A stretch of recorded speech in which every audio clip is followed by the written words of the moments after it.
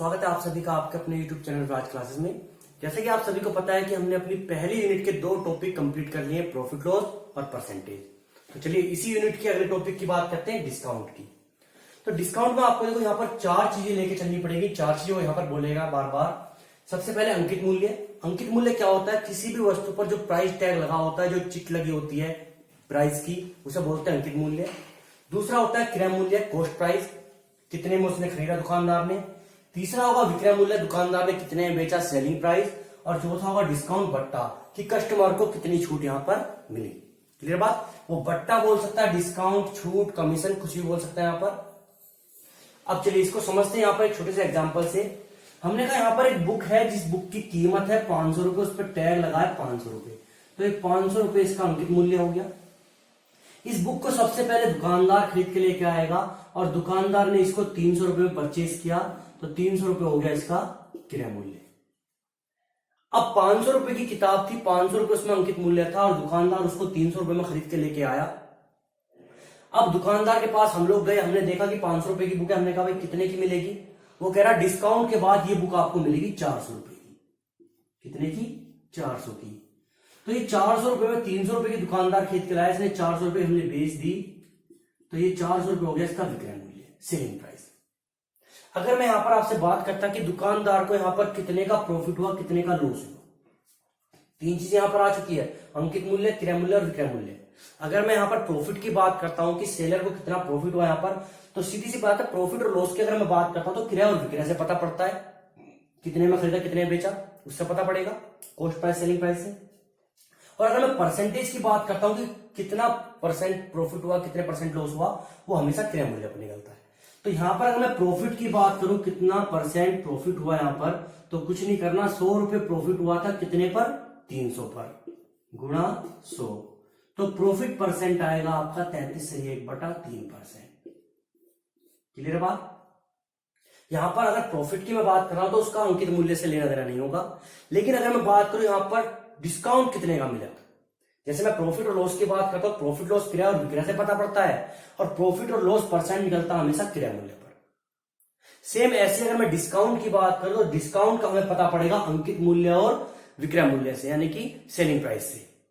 और discount percentage हमेशा निकलेगा किस पर? अंकित मूल्य पर। कैसे?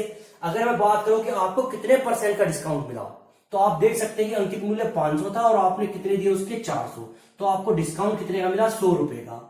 और अगर मैं परसेंटेज पूछूं तो किस पर निकलेगा? अंकित मूल्य पर, 100/500 गुणा 100। आंसर आ जाएगा आपको कितना? 20%। अब यहां पर देखो 500 रुपए बुक की प्राइस था, अंकित मूल्य था, और दुकानदार इसको 300 में खरीद के लेके आया था, तो डिस्काउंट तो दुकानदार को भी मिला यहां पर। दुकानदार को कितना डिस्काउंट मिला यहां पर? तो दुकानदार को डिस्काउंट कितने का मिला यहां पर? 200 का। सेम बात डिस्काउंट किया तो अंकित मूल्य पर 500 पर गुणा 100, तो कितना परसेंट यहां पर उसको डिस्काउंट मिला? 40%। क्लियर बात? तो जब भी मैं डिस्काउंट की बात करूंगा तो डिस्काउंट हमेशा दिया जाएगा किस पर? अंकित मूल्य पर। और प्रॉफिट और लॉस की बात करेंगे तो वो हमेशा किस पर? क्रय मूल्य पर। क्लियर बात? अभी एक दो एग्जांपल लेते हैं, इसमें ध्यान दीजिएगा। एक छोटे से एग्जांपल की बात करते हैं। यहां पर मैंने कहा एक वस्तु का अंकित मूल्य दिया, यहां पर अंकित मूल्य दिया 800 रुपए, और इस पर 10% छूट दी गई, इसका विक्रय मूल्य क्या होगा? देखिए अगर यहां पर मैं बात करूं 800 रुपए इसका अंकित मूल्य, 10% में इसमें ऑफ कर दो, छूट कर दो, डिस्काउंट करते हैं 10%, तो यहां पर 800 का 10% कितना होगा? 80 रुपए की छूट करेंगे तो कितने बेचेंगे हम इसको? 720 में। क्लियर बात? तो यहां पर जब भी हम डिस्काउंट की बात करेंगे, डिस्काउंट हमेशा अंकित मूल्य पर दिया जाएगा। एक और चीज ध्यान दीजिए, यहां पर मैंने कहा एक वस्तु का अंकित मूल्य है 100 रुपए, इस पर हमने 10% की छूट करी।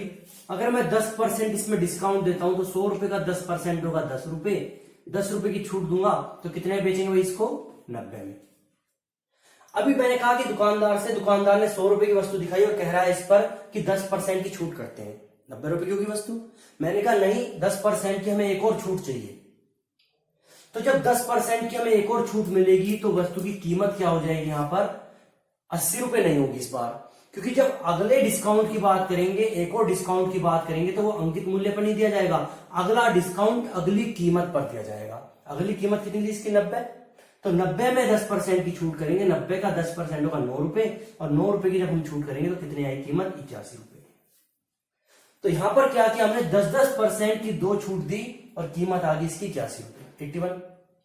तो यहां पर ये दो बट्टे हमारे 10% के दो बट्टे हैं कि एक बट्टे के बराबर होंगे। जब 100 रुपए की छूट थी, कितने की मिला हमें ये वस्तु, 81 की, 81 की।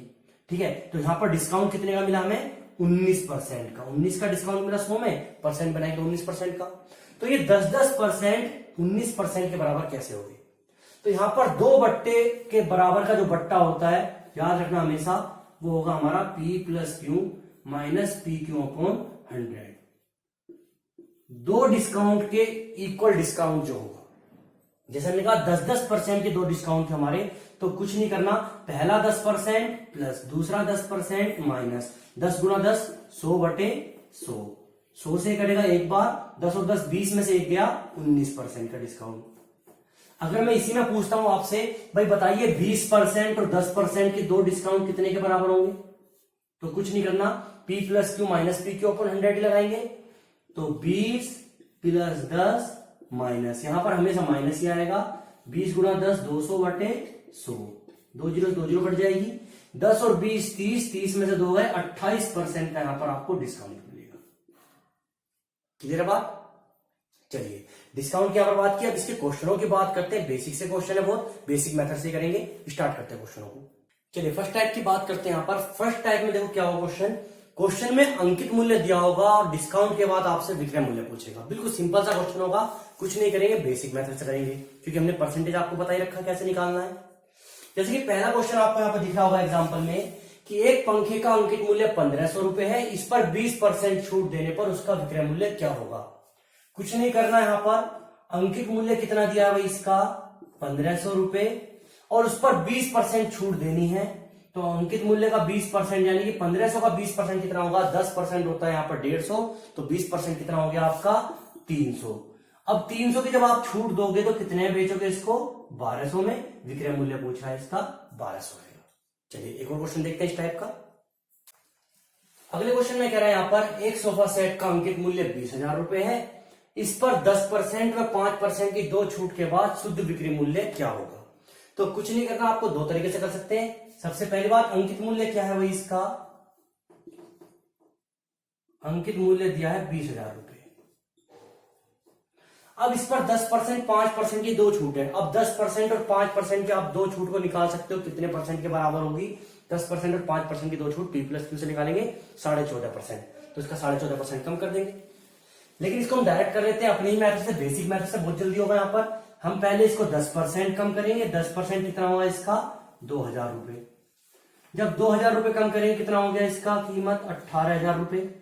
अब इस 18,000 में 5% फिर से कम कर दीजिए, 18,000 का 5% कितना होगा यहाँ पर 900 रुपए। जब 900 रुपए यहां पर कम करेंगे तो कितना होगा 17,100 रुपए। यही इसका अंतिम शुद्ध मूल्य होगा, विक्रय मूल्य। क्लियर बात। चलिए अगले क्वेश्चन की बात करते हैं। अगले क्वेश्चन में कह रहा है यहां पर एक रेफ्रिजरेटर का अंकित मूल्य 15,000 रुपए है, इस पर 10% और 6% की दो छूट के बाद शुद्ध बिक्री मूल्य क्या होगा। सेम क्वेश्चन आप लोगों के लिए।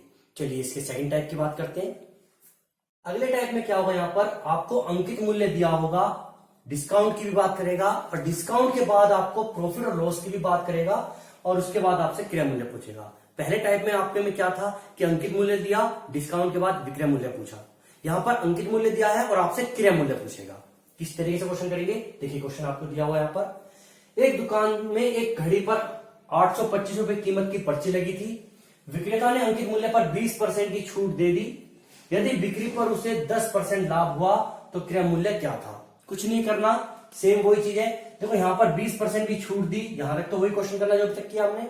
उसके बाद ही 10% का लाभ हुआ, क्रय मूल्य पूछा है, इसको कैसे करेंगे यहां पर। तो ध्यान दीजिएगा, यहां पर कुछ नहीं करना। सबसे पहले मुझे बताइए अंकित मूल्य कितना है यहां पर। इसका अंकित मूल्य दिया 825 रुपए। अब उसने क्या किया, इस पर 20% डिस्काउंट किया, तो 825 का 20% कितना होगा 165 रुपए। 10% 82.5, 82.5, तो 20% क्या होगा, दुगना कर देंगे 165 रुपए।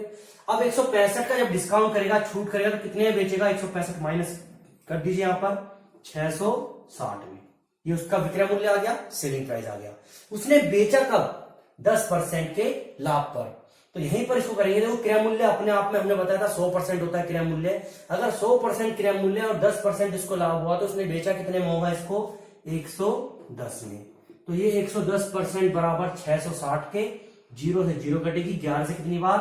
1% आपका आएगा 6 के बराबर, 11 से ये 6 बार हटेगा। अब उसने क्रय मूल्य पूछा है, अपने आप में 100% होता है, तो कितना आएगा इसका क्रय मूल्य? 600।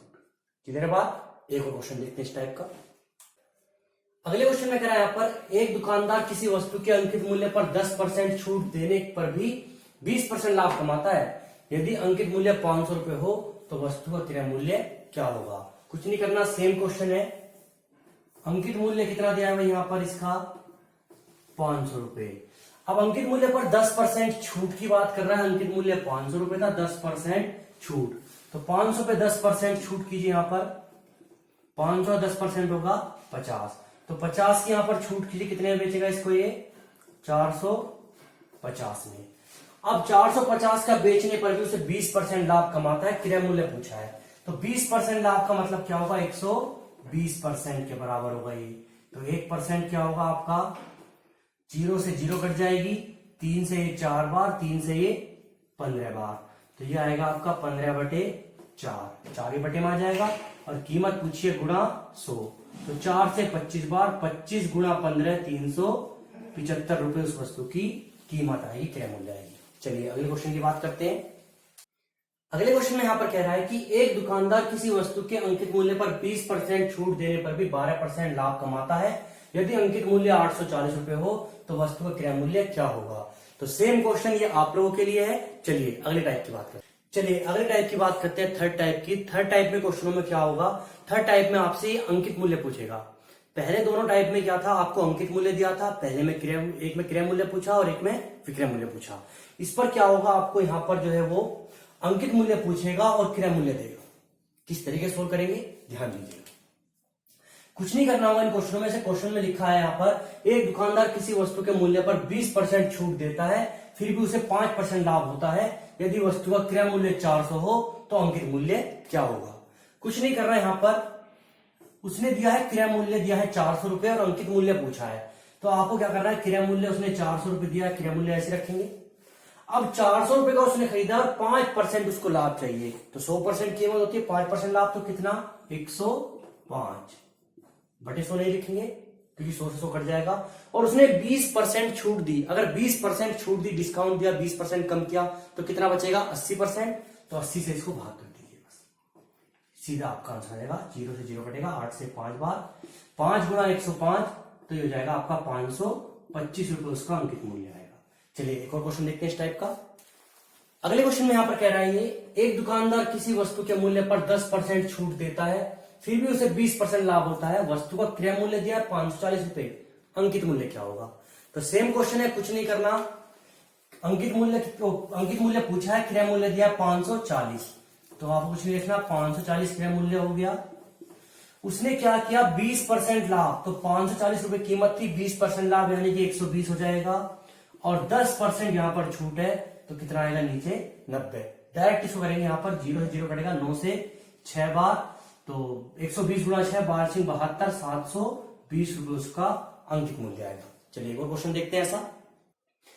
अगले क्वेश्चन में कह रहा है यहाँ पर, एक दुकानदार किसी वस्तु के मूल्य पर 25% छूट देता है, फिर भी 10% लाभ होता है। यदि वस्तु का क्रय मूल्य 300 रुपए तो अंकित मूल्य क्या होगा? ये क्वेश्चन आप लोगों के लिए है। आज फिर से हमने डिस्काउंट में 3 टाइप के क्वेश्चन किए हैं, उनको आपके पास जो भी बुक हो उसमें से प्रैक्टिस कीजिएगा और वीडियो को ज्यादा से ज्यादा शेयर कीजिए, लाइक कीजिए, कमेंट कीजिए। Thank you.